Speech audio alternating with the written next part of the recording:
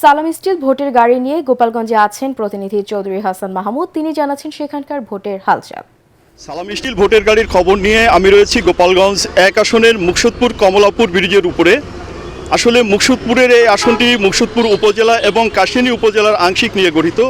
এখানে মোট ভোটার সংখ্যা 3,99,510 জন। এখানে 9 জন প্রার্থী কিন্তু প্রতিদ্বন্দ্বিতা করছেন। আর এই এলাকার যে জনমানুষের যে সমস্ত সমস্যা, সেই সমস্যা নিয়ে আমরা এখন একজন সাধারণ মানুষের কাছে জিজ্ঞেস করব।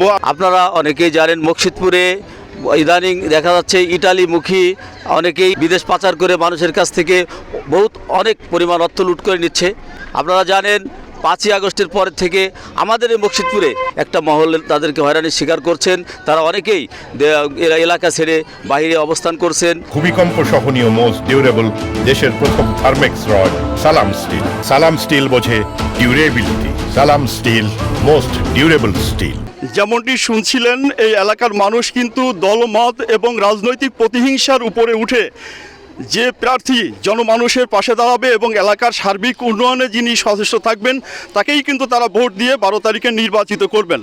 এই ছিল সালাম স্টিল ভোটের গাড়ির গোপালগঞ্জ 1 আসন থেকে আমার কাছে সর্বশেষ খবর।